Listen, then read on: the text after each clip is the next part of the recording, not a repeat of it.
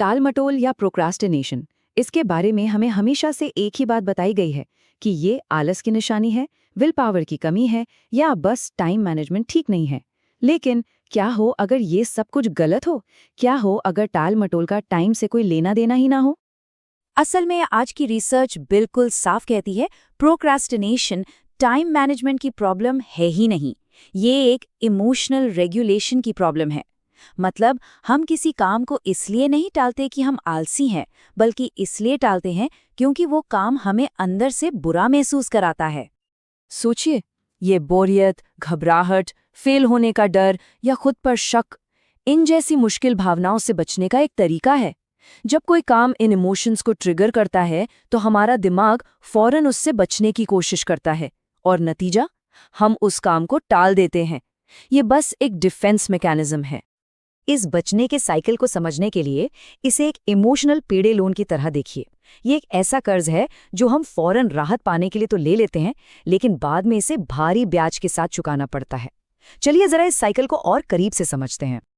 तो होता क्या है कि एक काम सामने आता है जो नेगेटिव इमोशंस को जगाता है। हम उन इमोशंस से बचने के लिए कुछ और करने लगते हैं।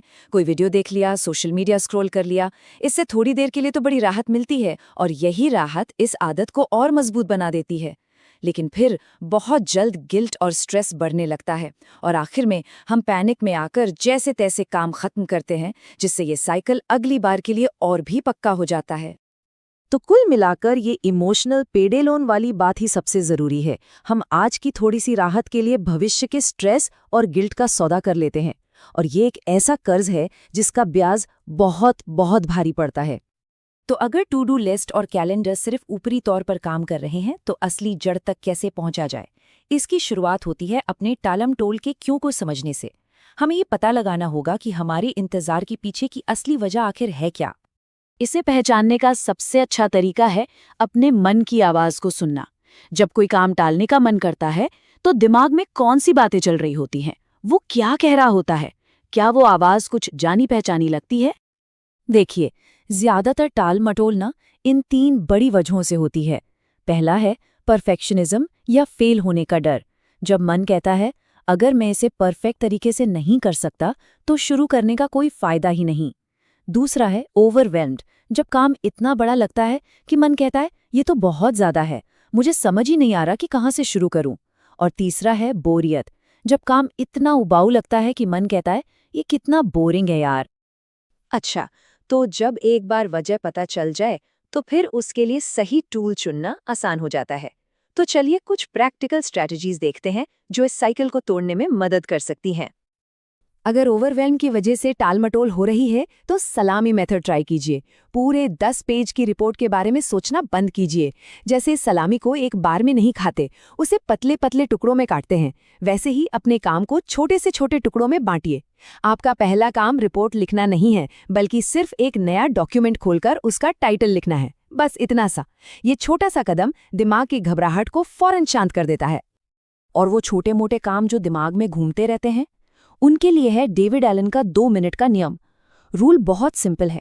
अगर किसी काम में 2 मिनट से भी कम समय लगता है तो उसे सोचे बिना उसी वक्त कर डालो। इससे सिर्फ समय नहीं बचता, बल्कि वो मानसिक बोझ और चिंता भी कम होती है जो इन अधूरे कामों की लिस्ट से पैदा होती है। अब अगर परफेक्शनिज्म या झिझक की वजह से कोई काम शुरू ही नहीं हो पा रहा, तो 5 सेकंड रूल का इस्तेमाल करें। ये दिमाग को ज्यादा सोचने और बहाने बनाने से रोकने की एक कमाल की ट्रिक है। यह आपके दिमाग को एक तरह से हाईजैक कर लेता है। जैसे ही काम को टालने का ख्याल आए, फौरन 5 से उल्टी गिनती शुरू कर दीजिए। 5, 4, ये आपके बहाने बनाने वाले दिमाग के हिस्से को चुप कराता है। 3, और आपके एक्शन लेने वाले हिस्से को जगाता है। 2, ये एक तरह का स्टार्टिंग रिचुअल बन जाता है। 1 और गो। उठिए और फिजिकली हिलिए। कोई भी छोटा सा एक्शन लीजिए, बस शुरू कर दीजिए। ये आपके शरीर को दिमाग से आगे निकलने का सिग्नल देता है। और आखिर में, अगर बोरियत की वजह से कोई काम टल रहा है तो पोमोडोरो टेक्निक से बेहतर कुछ नहीं। 25 मिनट का टाइमर सेट करें और सिर्फ एक काम पर फोकस करें, बिना किसी रुकावट के। जब टाइमर बजे तो 5 मिनट का ब्रेक लेना ही लेना है। ये टेक्निक बोरियत से लड़ने में मदद करती है, क्योंकि 25 मिनट का वक्त बहुत ज्यादा नहीं लगता और वो 5 मिनट का ब्रेक दिमाग के लिए एक छोटा सा इनाम बन जाता है। ये सारे टूल्स, ये हैक्स बहुत काम के हैं, लेकिन टाल मटोल का जो असली इलाज है ना, वो इन तरीकों से भी कहीं ज्यादा गहरा है। ये एक गहरी सोच में बदलाव लाने के बारे में है। सबसे ज़रूरी बात है सेल्फ कंपैशन, यानी खुद के प्रति थोड़ी नरमी बरतना। हम सब कभी न कभी टालमटोल करेंगे, ये इंसानी फितरत है। हमारा लक्ष्य कभी भी परफेक्ट बनना नहीं होना चाहिए। हमारा लक्ष्य है बस प्रगति करना, आगे बढ़ना। जब कोई गलती हो जाए तो सबसे बुरी चीज़ जो की जा सकती है वो है खुद को कोसना, क्योंकि वो गिल्ट ही टालमटोल के अगले साइकिल का फ्यूल बनता है। तो इसका इलाज क्या है? खुद को माफ कर देना, क्योंकि माफी ही उस शर्म के साइकिल को तोड़ती है। अगली बार जब आप टालम मटोल करें तो उसे एक नाकामी की तरह मत देखिए, उसे डेटा की तरह देखिए। खुद से पूछिए, ठीक है, ये काम मुझे डरा रहा है, कल मैं इसका कौन सा छोटा सा हिस्सा, एक सलामी स्लाइस, सिर्फ 15 मिनट के लिए कर सकता हूँ।